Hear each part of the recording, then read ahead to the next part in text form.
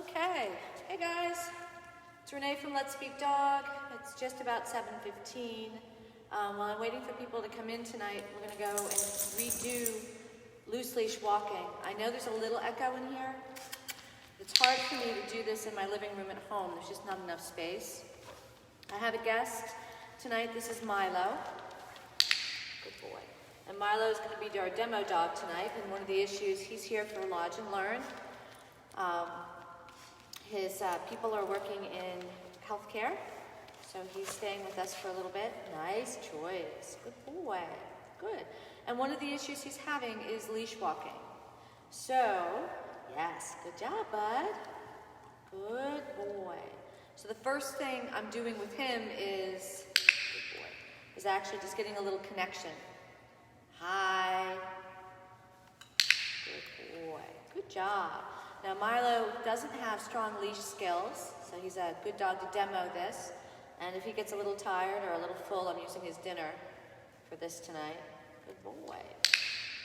Good job. Then I'll switch over. I have Savvy here, so I can show a little bit too. Yeah, we're not going to do that. Thank you. Good choice. Okay, so what we started with last night, we're going to start with the exact same thing we started with before. Milo needs to know what to do when there's pressure on the leash. So I'm going to step away from him and create pressure. And the moment that he releases that pressure, I'm going to mark, okay? So I'm going to step away from him. Now he wants to jump on me, so I'm actually going to pay him closer to the ground, all right? And the reason for that is he's coming up to grab the food. He's coming up here because the food is up here. And I don't want him jumping on me. So I'm going to change my point of reinforcement to something that's lower so he stops jumping, all right? Because he's only jumping because that's where the food's at. So I'm going to take a step away. Good. And I'm going to actually drop that food on the ground. Good. There you go. Good boy. Good job. And you notice, just like with Savvy, pretty quickly, I'm having a hard time getting any tension on that leash. I'm going to step away. Oh, he found something to sniff. Good. As soon as the leash is loose, good. I'm going to pay him for that. Okay? Good job, buddy. Good job. Step away. Good. Now, the other thing that you'll notice that I do when I have a dog that's jumping on me, is I might move that hand to behind my back, which just takes the food out of sight and gives him an opportunity to do something besides jump trying to get to the food. This goes back into impulse control, which is what we had before, we worked on last week, and one of the things I'll be working on with Milo this week is going back into impulse control. How do I get what I want? I back off and look to the person. Good job, buddy. That's a nice choice. He's making good choices to put his feet on the ground, which is why I'm clicking and treating him. All right? So I'm going to start the walking portion. As soon as he comes up, I'm going to stop. That's a good boy. Good. So I have a shorter leash. I'm going to take a step. He releases. I'm going to pay him for it.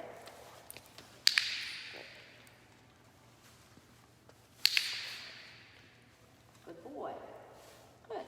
That's a good start. All right. He's not sure how to move through space without interacting. So the next piece, once they understand how to release leash pressure, let's just stop that for a second. So once they understand how to release leash pressure, then the next piece we're going to do is to try to help them to move with us. What are you barking at? Here, come over here. Good boy. Good.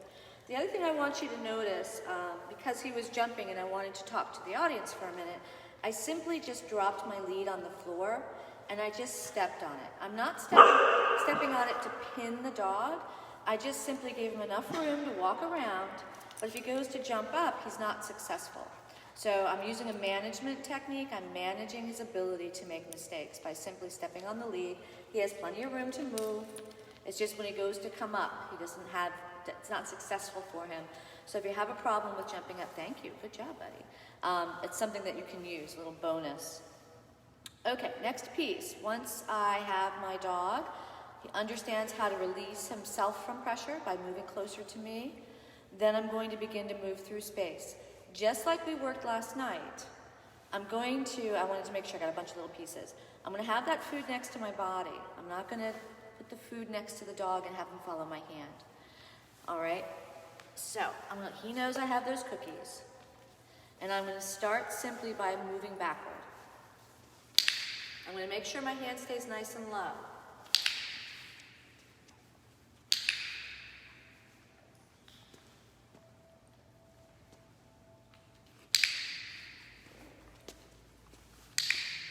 Good boy. All right, so I mark it, reinforce it. Nice job, okay? Come here, sweetie. Good boy. Can you sit? Good job. That was really good. Good. Okay. So what we're doing is teaching him how to move with me on the leash without going to the end, darting and pulling. All right. That's the purpose of walking backwards. It's just getting the dog used to moving with you without pulling, because oftentimes they have a history of that. So you snap the lead on and they're used to going to the end. So I want to break that. Okay. So that's the first part. Just the other piece that we worked on last night was once we had some motion backwards, okay, good boy, and the dog is moving with me without pulling, which is hard for them to pull if I'm walking backward. Once I start to have that motion, then I want the dog to be on my side. To do that, I'm going to roll to my right.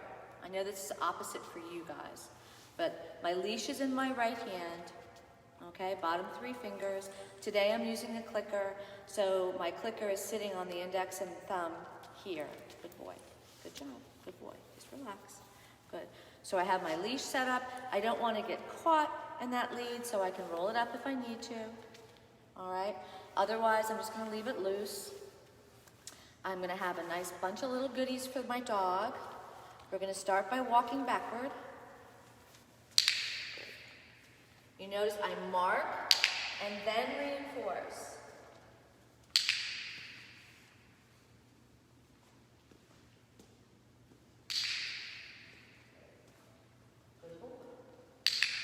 Once he starts to be with me, I'm going to turn my body so I start to walk forward, and I want to drop that hand down and catch him before he gets ahead of me. All right? Good job. Good. Okay, I'm just going to reset my cookies, and then we're going to work on turning to the side. You'll notice the side the dog is on. If he starts this again, I'm simply just going to, come here, kiddo. Good. That's it. You got this around your, all wrapped up. There we go. Good boy. That's it. Good job. Good. If the dog gets ahead of me, I'm going to change direction, and when they catch up to me, I'm going to mark and reward them again right in this kitchen, in this area next to me on my left side. Okay? Good job, buddy.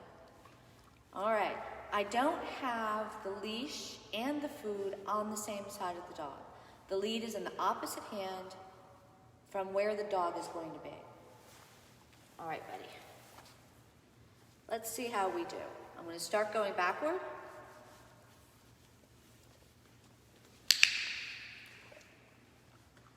That was a big piece. And then I'm going to roll to the front. Before he gets ahead of me. Good. I want to drop that hand. And you'll notice my rate of reinforcement is high, which means every 2 to 3 steps initially, I'm marking and reinforcing that, okay? All right, I'm going to demo this without the clicker for those of you that are using a yes. So I'm just going to use the yes the same way that I use the clicker. All right, buddy, you ready for this? Good boy. Good. I'm going to turn to my right. I'm going to make sure I mark and reinforce him before he gets ahead of me. Yes. Yes. Good boy. Yes. Good for you, buddy. Let's go. Yes. Good job. Yes. Good boy. Sit. Nice. Okay? So this is the first part. Once I start walking, so right now he's doing a good job of basically doing beginner heeling. So he stays near me. I'm yes, a high rate of reinforcement every 1 to 2 steps. I'm yes and reinforcing him. My hand is up next to my body. I mark and then drop. Yep, that always makes the food go away, bud. The hand is here, next to my hip, next to my body. I don't have the food in my hand going like this, because then I'm going to get this. Dog following food, right? All right, come here, kid. Sit. Yes, good sit. Good. So the hand is next to my body, I mark, and then I drop the hand and feed. Okay? All right, Milo, let me load up here. Just give me a second. You got some big pieces from your mama. Good job, buddy. Ooh, freebie. Good. All right.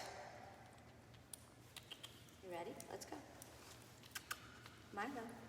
He thinks I dropped something. Just give him a second. Okay. Ready? Let's go. Yes. This side. Now, if he wraps behind, I'm going to drop my hand and bring him back around my wrong way.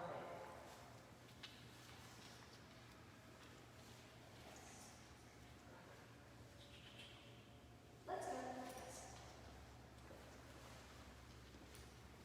Yes. Good boy.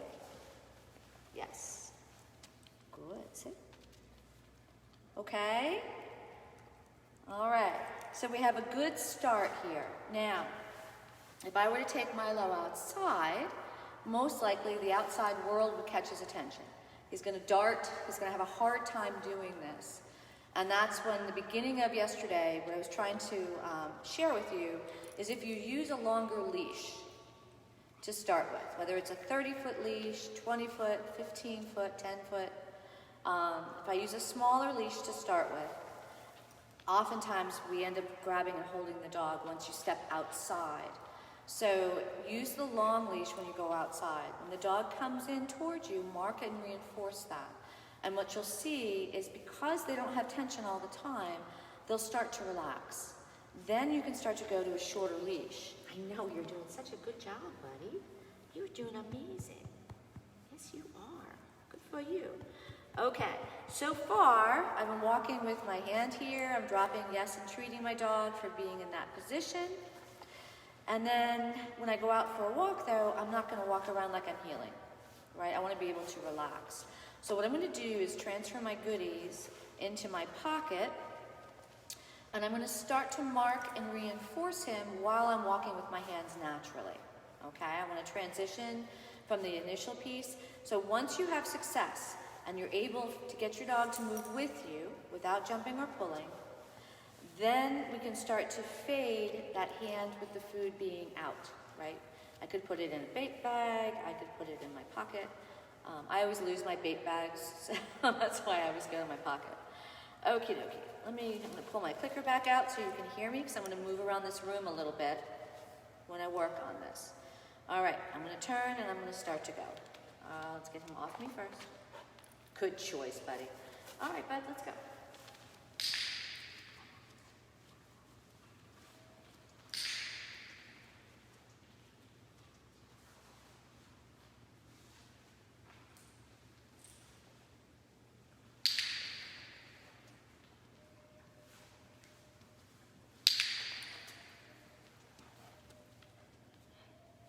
Good boy. Can you sit?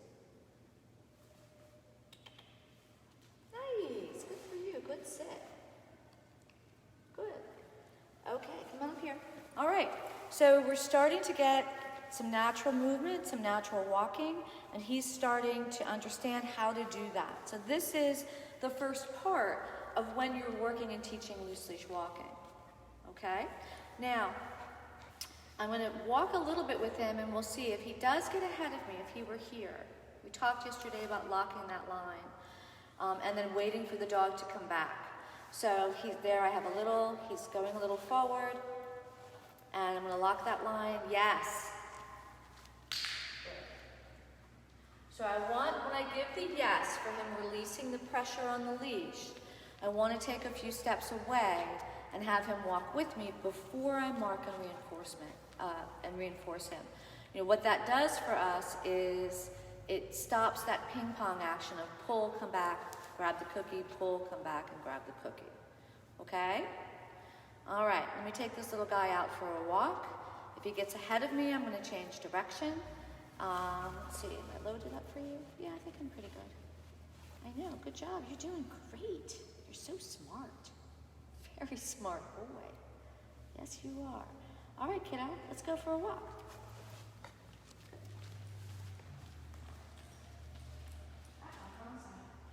So this is, he's not been used to, he doesn't have a lot of history on this side. If I shorten my lead up, if they're darting behind you, what you can do is actually shorten up your leash a little bit. So I'm going to shorten my leash up a little. So if he tries to come up on my right side, he's just looking to see if either of my hands have food. That'll keep him from being successful on coming to the right. So I just shortened the lead up a little bit for this exercise. All right, kiddo, let's go. Yay, good for you. Nice job. Good. Okay. There it is. Somewhere. Good job. Nice job. Good. Now I'm beginning to use praise in between as my reinforcement. So I still want to give him feedback. He's putting these pieces together. I want to make sure I give him feedback. I don't want to leave him in the lurch and just go 25 steps with no feedback to him. And you saw he came behind and he's looking to see if there's cookies in that hand, which is why he's going this direction. Good boy. Okay. All right, have a seat. Sit. Thank you. Good boy. Wait. Okay, let me just see. Does anyone have any questions on this? I know it's a little short session tonight, but I wanted to redo the loose leash walking, and hopefully this was helpful to you. And then I want to switch gears. I'm actually thinking starting Monday that we'll do some free socialize your puppy during a pandemic crisis. So you know ways to get that, 100 things in 100 days, 7 things in 7 days, 12 things in 12 days, depending on who you talk to. I want to show some examples of ways to socialize your puppy when you can't have direct human contact with them. But there's tons of ways we can still get our puppies outside, interacting with the environment, working with the environment, getting them exposed to things in a safe way, even though we have social distancing. All right, now I have a pull. I just locked myself, and what I'm looking for him is I'm waiting to show you. I've got a nice little pull here, you can see. Nice, yes, good job. So I locked it, and then I reinforced him. That was really good job. As soon as he released that pressure. I don't know if you could hear me last night because of the echo and the poor video quality, but that teaching your dog what to do when they have pressure on the leash is such a huge help for all dogs, but especially for dogs that have been reactive. So if you find that leash pressure oftentimes accompanies that response, that reactive response, your dog hits the end of the lead and that pressure of pulling back, and then they get frustrated or they get concerned because they know that they're tethered, and you get the barking and lunging. Working on that release of leash pressure is really helpful, and one of the things we do in our Feisty Fido class is rework pressure on leash and teach the dog, what do I do when I have pressure on the leash? Okay? All right, guys, thank you so much for joining the virtual classroom. We're going to get into some husbandry skills.